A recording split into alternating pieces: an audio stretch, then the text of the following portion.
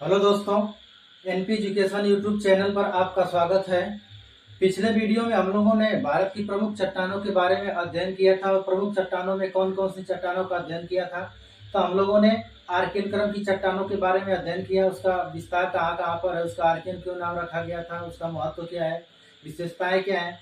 फिर उसके बाद हम लोगों ने धारवाड़ क्रम की चट्टानों के बारे में अध्ययन किया, फिर कुडप्पा क्रम की चट्टानों के बारे में अध्ययन किया और आज जो हम लोग अध्ययन करेंगे वो जो चट्टान है उसका नाम है विंध्यन क्रम की चट्टानें।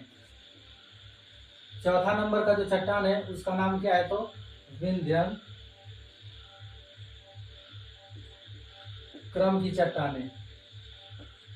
विंध्यन क्रम की चट्टानें, विंध्यन क्रम की चट्टानों के बारे में हम लोग अध्ययन करेंगे। ये जो विंध्यन क्रम की चट्टानें हैं, ये जो विंध्यन क्रम की चट्टानें हैं, अगर इसके बारे में हम लोग बताएं तो हम लोग कह सकते हैं कि इनका अगर सबसे पहले ये चट्टान देखी गई तो विंध्यन जो पर्वतीय प्रदेश है, विंध्यन पर्वतीय प्रदेश में इन चट्टानों की प्रधानता सबसे ज्यादा पाई गई। यानी अगर नामकरण देखा जाए, इसका विंध्यन क्रम की चट्टानों का नामकरण देखा जाए तो हम लोग कह सकते हैं कि ये जो चट्टानें ज्यादा उपस्थित हैं तो विंध्यन पर्वतीय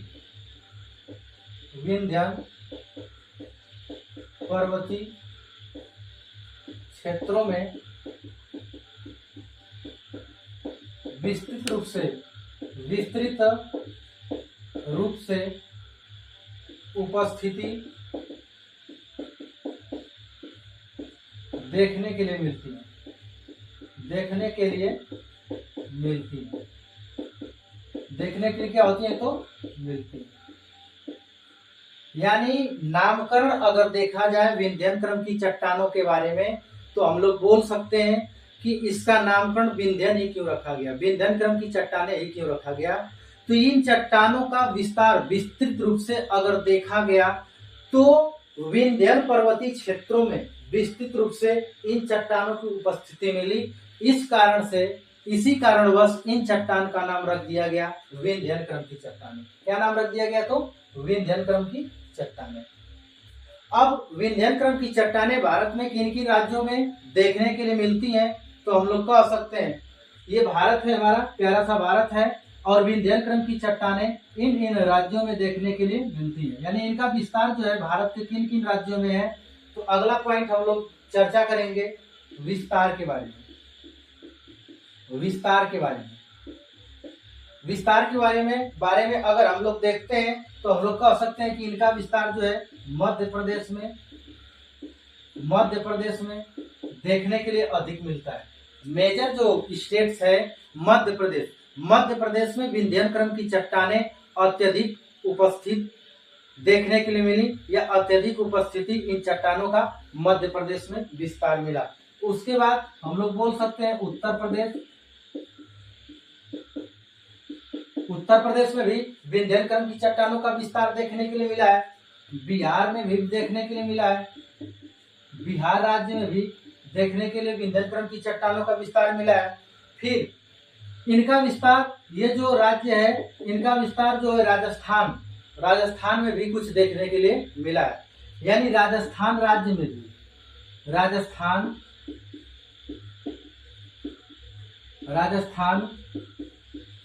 में भी इनका विस्तार देखने के लिए मिला है। यानी हम लोग कह सकते हैं कि विंध्यन क्रम की चट्टानों का जो विस्तार देखने के लिए मिला, भारत के किन किन प्रदेश में देखने के लिए मिला है, तो ये विंध्यन क्रम की चट्टानों का विस्तार है। ये भारत का मैप है और इसमें दिखाने का हम प्रयास किए हैं। मध्य प्रदेश में अत्यधिक विंध्यन क्रम की चट्टानें देखने के लिए मिलती हैं। फिर यूपी में भी कुछ इसका विस्तार देखने के लिए मिलता है, बिहार में भी मिलता है देखने के लिए, और राजस्थान में भी देखने के लिए मिलता है। अगर विंध्यन क्रम की चट्टानों की उत्पत्ति के बारे में कुछ बताया जाए तो ज्यादा बेहतर या ज्यादा समझ में आएगा। तो उत्पत्ति के बारे में अगर हम लोग बात करते हैं, उत्पत्ति के बारे में हम लोग बात करते हैं कि विंध्यन क्रम की जो चट्टानें हैं, इन चट्टानों की उत्पत्ति किस प्रकार से हुई है। तो अगर कहें तो हम कह सकते हैं कि विंध्यन क्रम की चट्टानों की जो उत्पत्ति हुई है, यह कुडप्पा क्रम की कुडप्पा क्रम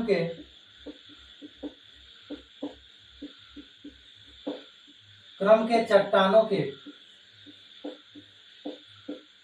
उत्पत्ति में, विंध्यन क्रम की चट्टानों की उत्पत्ति में हम लोग क्या बोल सकते हैं कि कुडप्पा क्रम की चट्टानों के अनाच्छादन के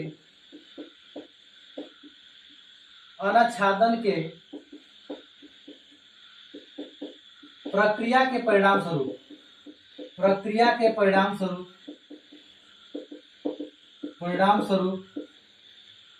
कुडप्पा क्रम की चट्टानों के अनाच्छादन के प्रक्रिया के परिणाम स्वरूप इन चट्टानों का, यानी विंध्यन क्रम की चट्टानों की उत्पत्ति हुई है। यानी हम लोग क्या देखें उत्पत्ति के बारे में, विंध्यन क्रम की चट्टानों की उत्पत्ति कैसे हुई है, तो विंध्यन क्रम की चट्टानों की उत्पत्ति जो है कुडप्पा क्रम की चट्टानों के ही अनाच्छादन के प्रक्रिया के परिणाम स्वरूप, कुडप्पा क्रम की चट्टानों के अनाच्छादन के प्रक्रिया के परिणाम स्वरूप विंध्यन क्रम की चट्टानों की उत्पत्ति मानी जाती है। यानी हम लोग नामकरण देखें, विंध्यन पर्वतीय प्रदेश में इसका अत्यधिक उपस्थिति है, इसी कारण से इसका विंध्यन क्रम की चट्टानें नाम रख दिया गया। फिर उसके बाद विस्तार देखें कि भारत में कहाँ कहाँ विस्तार है इसका, किन किन प्रदेश में है, तो हम लोग देखें कि एमपी में ज्यादातर ये जो विंध्यन क्रम की चट्टानें पाई जाती हैं, फिर यूपी में पाई जाती हैं, उत्तर प्रदेश में, बिहार में, राजस्थान में भी कुछ हिस्सा इसका देखने के लिए मिलता है। उत्पत्ति में हम लोग क्या बोले, कुडप्पा क्रम की चट्टानों के अनाच्छादन के प्रक्रिया के परिणाम स्वरूप ही इन चट्टानों की उत्पत्ति हुई है। मान लीजिए विंध्यन क्रम की चट्टानों के बारे में, उत्पत्ति के बारे में बताया जाए तो मान लीजिए कि ये जो चट्टान है, ये चट्टान कौन सी चट्टान है, तो कुडप्पा क्रम की चट्टान। कौन सी चट्टान है, तो कुडप्पा चट्टानें। इन कुडप्पा चट्टानों का वर्षा के द्वारा, नदियों के द्वारा, वायु के द्वारा, अन्य कारकों के द्वारा क्या हुआ, अपक्षय हुआ या अपरदन हुआ या कटाव हुआ। ठीक ना। यानी कुडप्पा क्रम की चट्टानों का अपरदन हुआ, किसके द्वारा, किन माध्यम से हुआ, तो वर्षा के द्वारा भी अपरदन हुआ, नदियों के द्वारा भी अपरदन हुआ, वायु के द्वारा भी अपरदन हुआ, अन्य कारकों के द्वारा भी, जैसे ताप के द्वारा, दाब के द्वारा इन चट्टानों का अपरदन हुआ, कटाव हुआ। और जब कटाव हुआ तो आप लोग बोल सकते हैं कि अवसादों का क्या होगा, जमाव होगा, अवसादों का जमाव होगा। और जब अवसादों का जमाव होगा, यही जो अवसादी चट्टान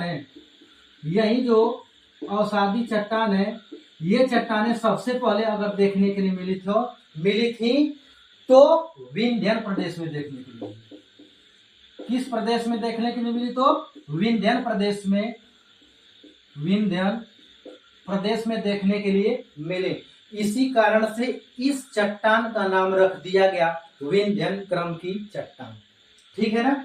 यानी उत्पत्ति में हम लोग क्या बोले हैं कि विंध्यन क्रम की चट्टानों की उत्पत्ति कैसे हुई है, तो विंध्यन क्रम की चट्टानों की उत्पत्ति जो है कुडप्पा क्रम की चट्टानों के अपरदन के द्वारा या अनाच्छादन के द्वारा ही इन चट्टानों का निर्माण हुआ है, विंध्यन क्रम की चट्टानों का।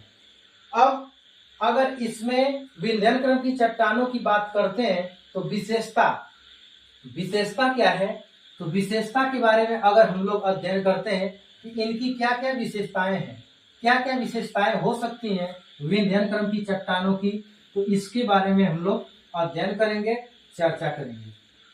ठीक है ना। तो विशेषता हेडिंग क्या हो जाएगी, विशेषताएं, विंध्यन क्रम की चट्टानों की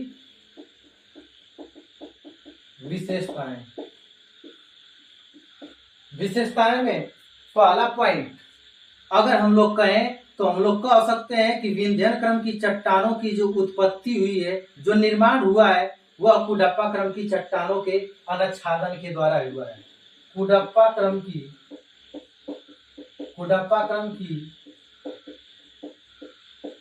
चट्टानों के अनाच्छादन के परिणाम स्वरूप ही विंध्यन क्रम की चट्टानों का निर्माण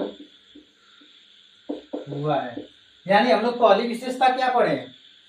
विंध्यन क्रम की चट्टानों की पहली विशेषता हम लोग क्या पढ़े कि कुडप्पा क्रम की चट्टानों के अनुच्छादन के परिणाम स्वरूप विंध्यन क्रम की चट्टानों का निर्माण हुआ है।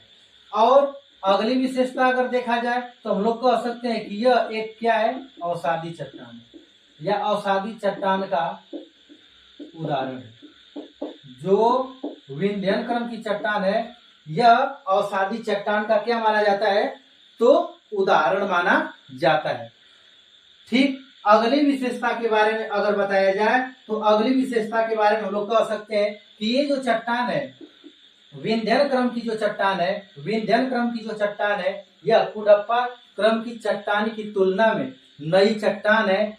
और जब यह नई चट्टान है तो हम लोग बोल सकते हैं कि यह एक पारगम्य चट्टान का उदाहरण है। पारगम्य चट्टान का क्या है? उदाहरण है। अब अगली विशेषता के बारे में बात करते हैं तो हम लोग कह सकते हैं कि उस समय जो है कि महासागरों में जीव पाए जाने लगे। उस समय महासागरों में क्या होने लगे? जीव पाए जाने लगे। यानी जब विंध्यन क्रम की चट्टानें बनने लगी तो उस समय महासागरों में क्या होने लगे? जीव पाए जाने लगे। और ऐसे जीव पाए जाने लगे, महासागरों में ऐसे जीव पाए जाने लगे जिनमें हड्डियां पाई जाती हैं। तो अगली विशेषता हम लोग कह सकते हैं कि इनमें जीवाश्म